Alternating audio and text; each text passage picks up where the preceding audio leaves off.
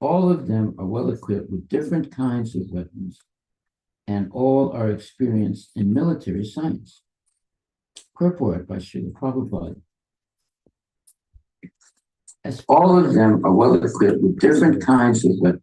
As far as the others are concerned, like Jayadratha, Kritavarma, and Sahu, all are determined to lay down their lives for Duryodhana's sake.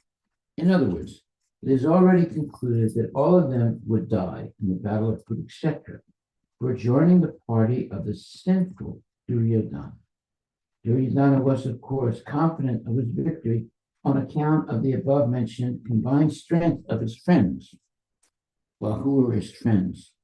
Bhisma, Karna, Kripa, Aswatthama, Vikarna, and so forth.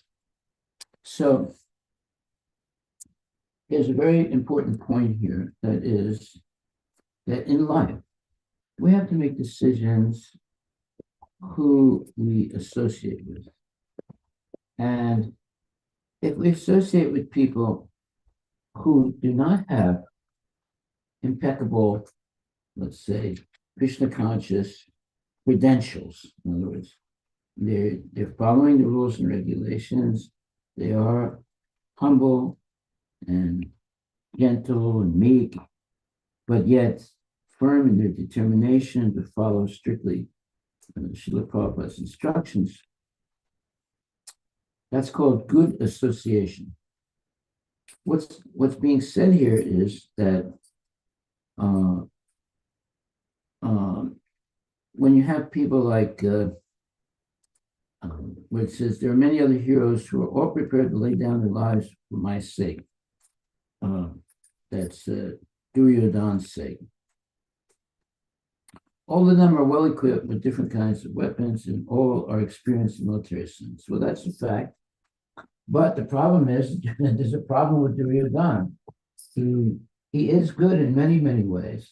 He's an excellent manager and so forth. His only problem is he's envious of Arjuna and the Pandavas. Now that's a big disqualification right there. So whoever is going to join his camp, meaning Duryodhana's camp, they're going to be killed. They're going to, because they're on the wrong side. What does it mean, wrong side? In many ways, Duryodhana was a good manager. And he, was able to get things done and so forth. But his only problem was he was envious of the Pandavas. And that's terrible because the Pandavas were devotees of Krishna. And he knew, and his father, Dhritarashtra, he knew that his son was evil. He knew that what they were planning to do was not right. And that they knew that, he knew that Krishna was Supreme Personality of God. In spite of knowing all that, he couldn't control himself because of his so-called love or something for his son. He also knew that his son was wrong. Now, here's a person who knows all these things and still they're doing the wrong thing. Now we have to analyze why that's happening. Well, this is what happens when there is attachment on the material plane, but not the spiritual plane. So this was mundane attachment, and it can lead to serious consequences, as we're going to see. So many people are going to die. The only people that are going to survive this battle of Kurukshetra are the Pandavas. Right? 640 million people died in 18 days. Just imagine how lethal the weapons were.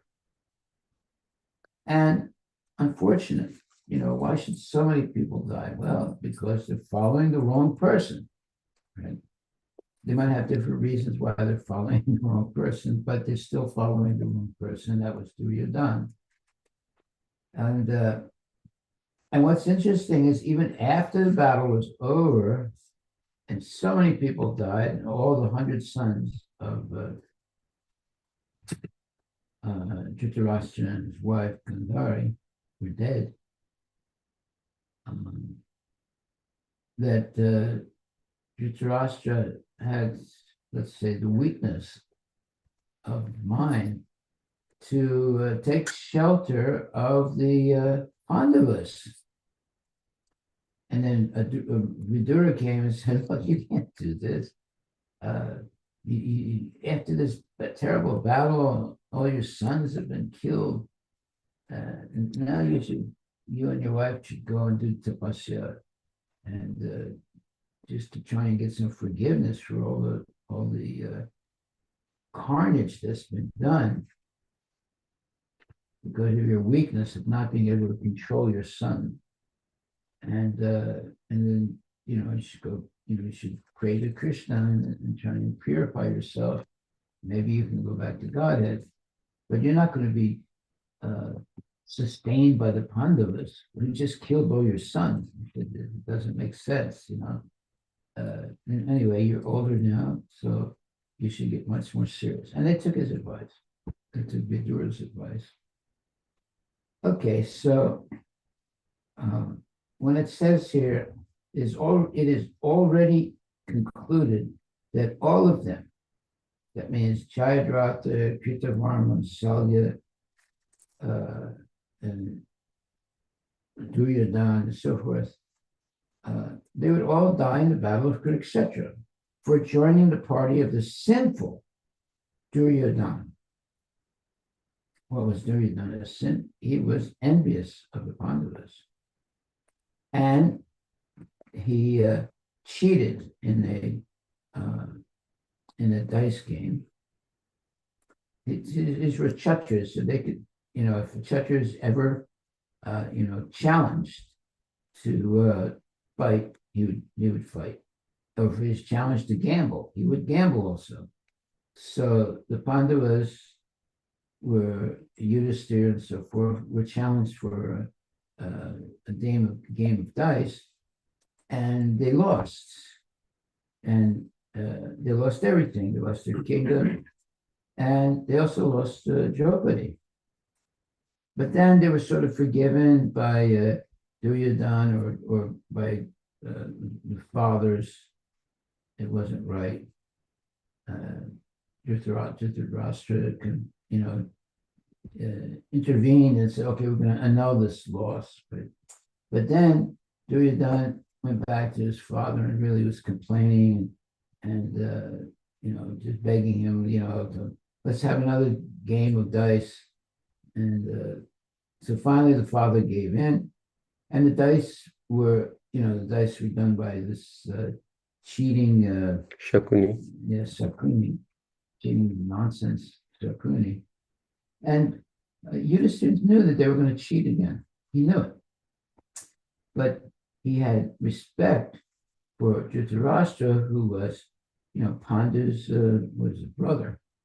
And although Pandu was, he was no longer present, he died, to not insult his father's brother, his uncle, although he knew they were going to cheat again, he still went.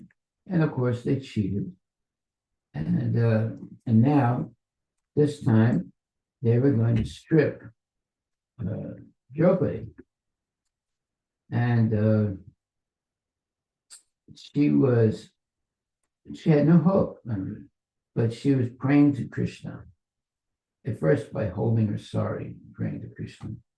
But then she realized, what am I holding my sari for? I mean, I'm not going to be able to stop these people from stripping me. So with both hands, she supplicated Krishna, please help her. At that point, Krishna made her sorry, infinitely long. And they were not able to strip her. So when you hear this, you think, oh, well, this is a nice story. It's fiction. It's not fiction. These things actually happen. How her sorry becomes infinitely long. It actually happened. Of course, we may not be able to realize these things because our, let's say, intellect is not capable of understanding transcendental activities of exalted devotees like Draupadi and so forth, and Arjuna. But anyway, that's what really happened. So as far as the others are concerned, like Jayarata, Kutamar, and Saya, all are determined to lay down their lives for Duryodhana's sake. In other words, it is already concluded that all of them would die in the battle of Kurukshetra for joining the party of the sinful Duryodhana. Duryodhana was, of course, confident of his victory on account of the above-mentioned combined strength of his friends. Well, Duryodhana was in a state of illusion, and for several reasons. Like, first of all, there were so many powerful, warriors on his side. Starting with Bhisma, Pitama, and Karna, and Kripa, and Aswatthama, and so forth. And then secondly, but there were signs that he was going to lose. First, the battlefield was a holy place, and even Dhritarashtra could understand that this might not be good for my kids because they're not my sons, because they're not really spiritually inclined. And the battle is going to take place in Kurukshetra, a holy place of pilgrimage. So that was a big, thought in his mind. He could see that didn't look like it was going to be favorable for his sons to win the battle. But he was so, let's say, attached to his sons, he couldn't stop them. And that's dangerous, because if you know so much, if you have so much knowledge, but still you do the wrong thing, that means that, even though Dhritarashtra was a very highly respected person, very educated and so forth, but because of his attachment to his son, Duryodhana, everything became a failure. He was not, actually, when his son was born, the pundit that did the astrologer came and told him, this son, take him out in the forest and just leave him there. Let him, a lot of bad omens. Yeah, there were too many bad omens about him. But he was so attached, he didn't do that. And look what happened, what's going to happen now. He had 100 sons, and Duryodhana was number one. They all died. All of them died, and everyone on the battle Kurukshetra all died except for the Pandavas. Right? So it was a terrible massacre that took place. And it's because the weapons at that time were much more lethal than the weapons today. Much more lethal. They killed 640 million people in 18 days. The battle of like World War I, World War II, let's say World War II. After 4.5 years of war, they killed about 50 to 60 million people. 75. How many? 75. 75. Okay, 75 million people. But here in 18 days, they killed 640 million people. Just see how powerful the warriors were and how powerful their arrows were. They were not normal arrows like bow and arrows. They were atomic bombs in a sense, right? They were let's say, they were, anyway, they were very powerful. They were invested with all these powers, and therefore they were very lethal weapons. Okay, so choosing to be with this Duryodhana, sinful Duryodhana, was a big mistake for whoever joined his party, because they were doomed. They were destined to all be killed. However, they were confident of victory because of their false concept of having great warriors on their side. Okay, now text 10. Our strength is immeasurable. This is Duryodhana speaking. And we are perfectly protected by grandfather Bismarck, whereas the strength of the Pandavas, carefully protected by Bhima, is limited. Purport by Srila Prabhupada. Herein, an estimation of comparative strength is made by Duryodhana. He thinks that the strength of his armed forces is immeasurable, being specifically protected by the most experienced general, grandfather Bismarck. On the other hand, the forces of the Pandavas are limited, being protected by less experienced general, Bhima, who is like a fig in the presence of Bismarck.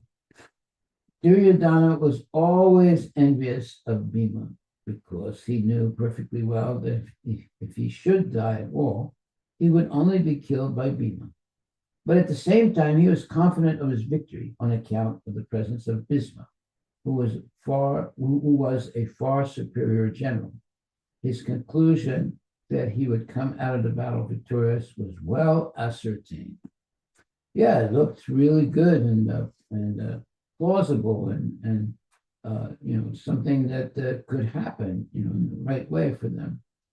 What he didn't count on was, first of all, they would be fighting in a spiritual realm. It's not the spiritual world, but it's a spiritual place, Kurukshetra, where many people go to perform all kinds of spiritual, say, pujas and things like that. And secondly, although it looks like Duryodhana has a much stronger and bigger army and so forth, but Krishna is on Arjuna's side. Although Krishna is not going to fight, he promised not to fight, but Krishna is on Arjuna's side, you see. So that was like guaranteed that they're going to win, even if they only have, 10 people in the army. Of course, they have big armies. But if Krishna is on your side, you're not going to lose. Right? So, okay. So then text 11. All of you must now give full support to grandfather Bismarck as you stand at your respective strategic points of interest into the phalanx of the army. So a phalanx is the way you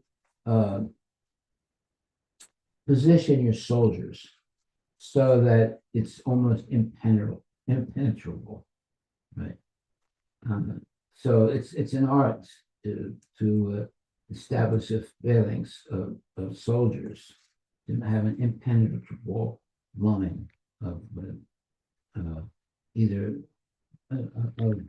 defense, yeah.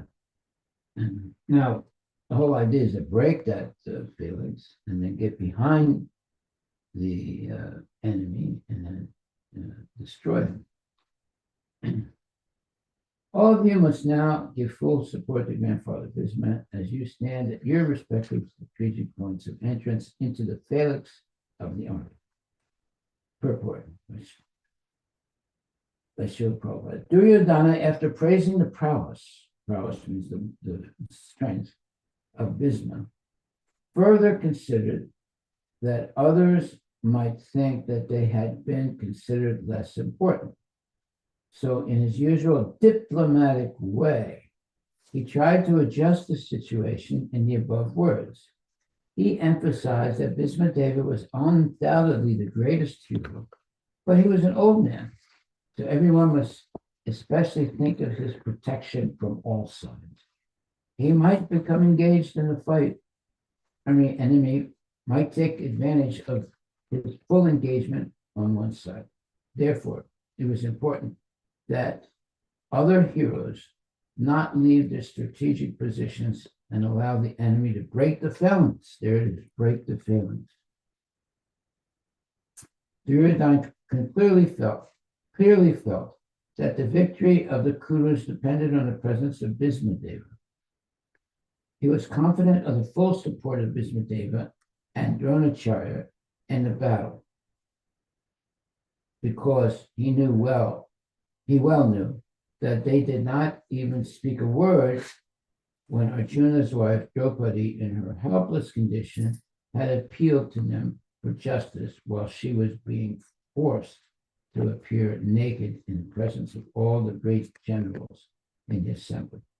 Although he knew that the two generals had some sort of affection for the Pandavas, he hoped that these generals would now completely give it up as they had done during the gambling performances. Whoa. You see, it was a very nasty thing when, first of all, Arjuna was cheated in the dice game that they had. The first time he was cheated, Dhritarashtra exonerated him, and they canceled the cheating that was done. But because his son, Duryodhana, was always pestering him, he allowed, his son to, force Arjuna to fight, to game of dice a second time. And as a Kshatriya, whenever you're You meant Yudhishthir, right? I'm sorry, Yes. Whenever there's a Kshatriya that is challenged, he must accept the challenge. It goes back for a second time, knowing very well that they were going to be cheated again. And when they were cheated again, they lost, Draupadi, and they grabbed Draupadi and dragged her by her hair. It was a really terrible thing to do. And but because they did that, not only cheat in the gambling, but the second time, of course, Pandavas lost the gamble. They grabbed her, dragged her by her hair. Very, very bad thing to do because she was a pure, lady. And these guys are big, muscular, powerful men. And it's not something that you're allowed to do. That meant that there was going to be a big tragedy. So, purport, Duryodhana, after praising the prowess of Bhisma, further considered that others might think that they had been considered less important. So in his usual diplomatic way, he tried to adjust the situation in the above words. You see, this Duryodhana was very, very, let's say, person who could manipulate people, by mellifluous words, sweet words. And he knew how to talk. He knew how to be very, not only manipulative, but to be a person who could gain the respect of others by his words and his actions also. He was a very generous person. Very, very generous person. Okay, so he tried to adjust the situation in the above words. He emphasized that Bhismadeva was undoubtedly the greatest hero, but he was an old man, so everyone must especially think of his protection from all sides. He might become engaged in a fight, and the enemy might take advantage of this full engagement on one side. Therefore, it was important that other heroes not leave their strategic positions and allow the enemy to break with their ranks. Duryodhana clearly felt that the victory of the Kurus depended on the presence of Bhismadeva. Bhismadeva was not an ordinary person. He was born among the Devatas. And he came from a very illustrious, family. And he was very, very powerful. He was the most powerful person there, for sure. And it says, Duryodhana clearly felt that the victory of the Kurus depended on the presence of Bhismadeva. He was confident of the full support of Bhismadeva and Dronacharya. Dronacharya also a very accomplished person in the battle. And he was a general, very powerful man. in the battle because he knew well that they did not even speak a word when Arjuna's wife Draupadi, in her helpless condition, had appealed to them for justice when she was being forced to appear naked in the presence of all the great generals in the assembly. Well, that was a mistake on the part of Harivilas. This was different now. They're talking about being on a battlefield. Although he knew that the two generals had some sort of affection for the Pandavas, he hoped that these generals would now completely give it up as they had done during the gambling performances. That's what you call a bad decision, a very bad decision. And now we're going to see why. Text 12. Then Bhisma, the great valiant grandsire of the Kuru dynasty, the grandfather of the fighters, blew his conch shell very loudly, making a sound like the roar of a lion, giving Duryodhana joy. Purport by Srila Prabhupada. The grandsire of the Kuru dynasty could understand the inner meaning of the heart of his grandson Duryodhana. And out of his natural compassion for him, he tried to cheer him by blowing his conch shell very loudly, befitting his position as a lion. Indirectly, by the symbolism of the conch shell, he informed his depressed grandson, Duryodhana, that he had no chance of victory in the battle because the Supreme Lord Krishna was on the other side. But still, it was his duty to conduct the fight, and no pains would be spared in that connection. So here we see this is the mode or the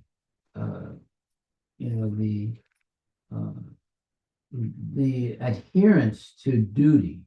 Let's put it like that: adherence to duty, which was very important in previous times, even if it meant that one was taking the wrong side and they were going to be destroyed or dead.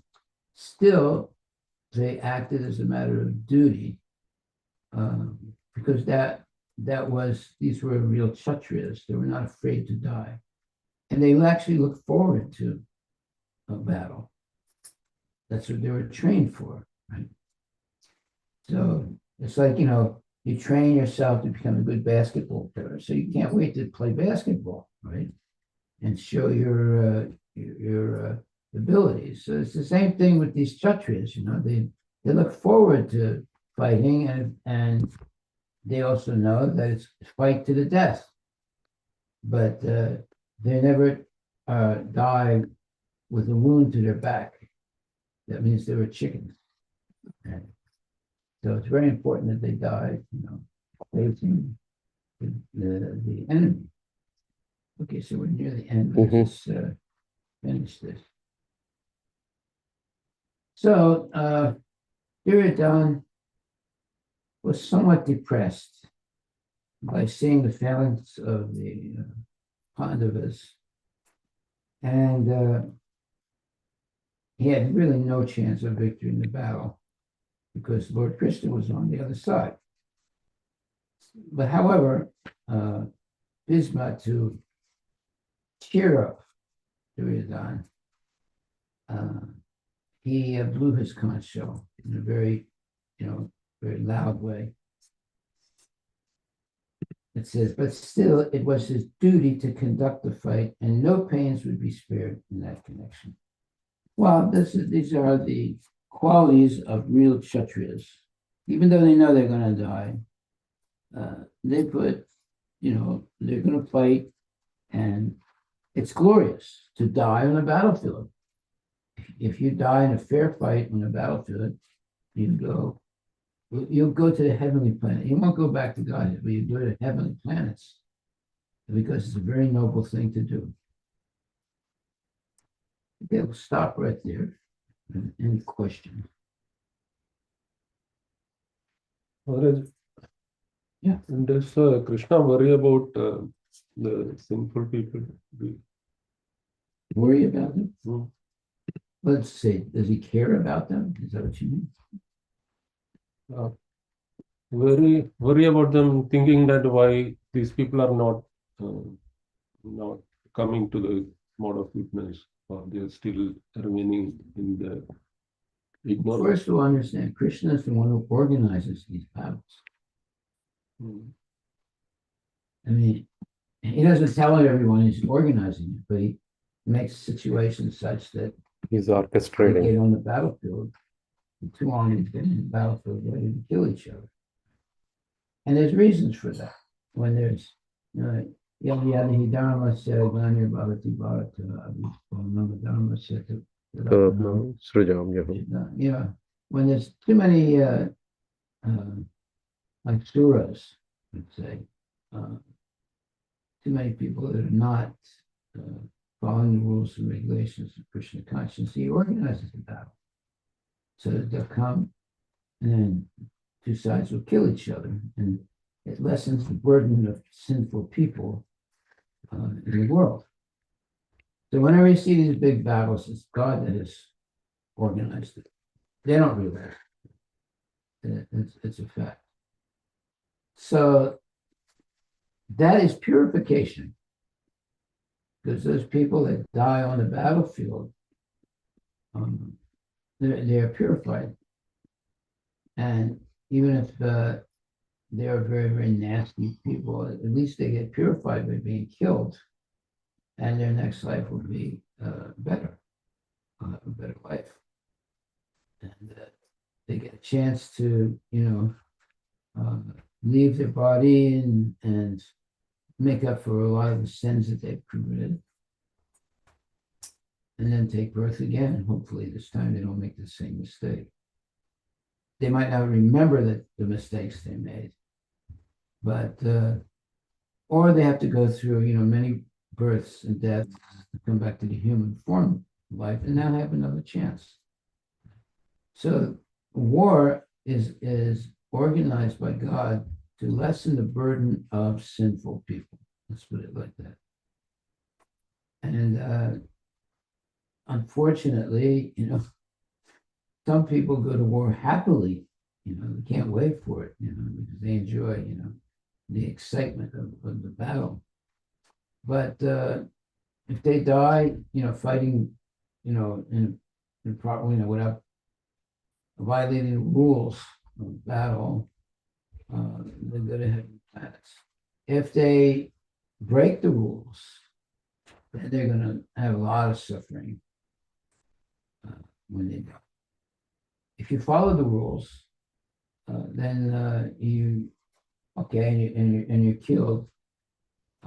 You go to the heavenly planets, and then after you finish your heavenly planet sojourn, you come back to the lower planets again and start all over. So it's best to see how Krishna arranges these things in order to purify people. So even the most evil person can be purified either by somebody preaching to them or by being killed by Krishna. And if not killed by Krishna, even if they're killed by an enemy, they will eventually come back again to a human form of life and have another chance going back to Godhead.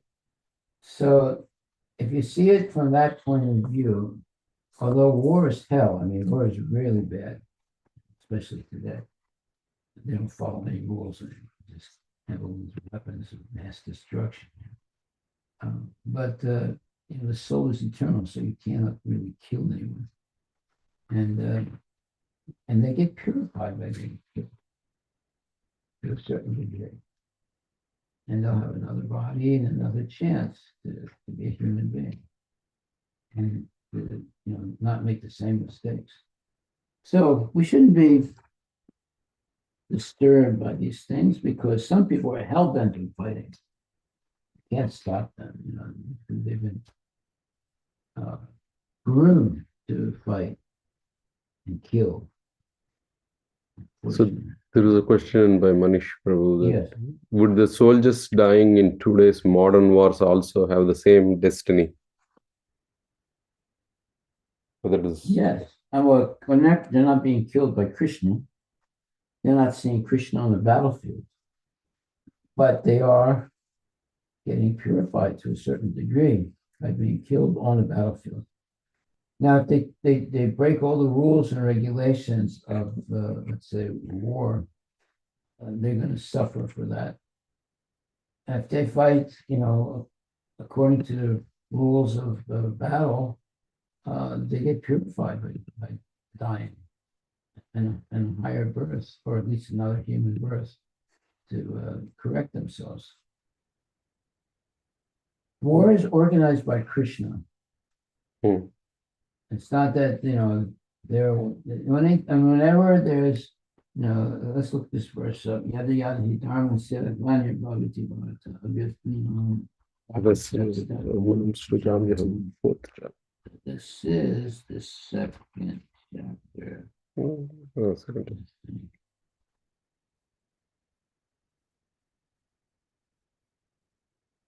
Mhm.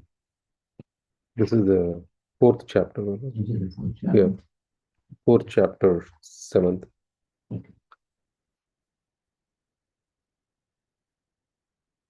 Whenever and wherever there is a decline in religious practice, O descendant of Maharaj, and a predominant rise of irreligion, at that time I descend myself. And then the next verse says, to deliver the pious and to annihilate the miscreants, as well as to reestablish the principles of religion, I myself appear millennium after millennium. There you go. Krishna is going to organize these battles, these wars. And what is it for? It's to deliver the pious and to annihilate the miscreants, and also to reestablish the principles of religion. I myself appear millennium after millennium. So this is a very interesting purport. It's pretty long, but maybe we can start with this Tomorrow. Yeah. We should read this purport. It's very important. Okay. Hare Krishna. Thank you very much. Hare Krishna. Hare Krishna. Krishna Krishna. Hare Krishna, dear devotees. We'll see you again tomorrow in the morning.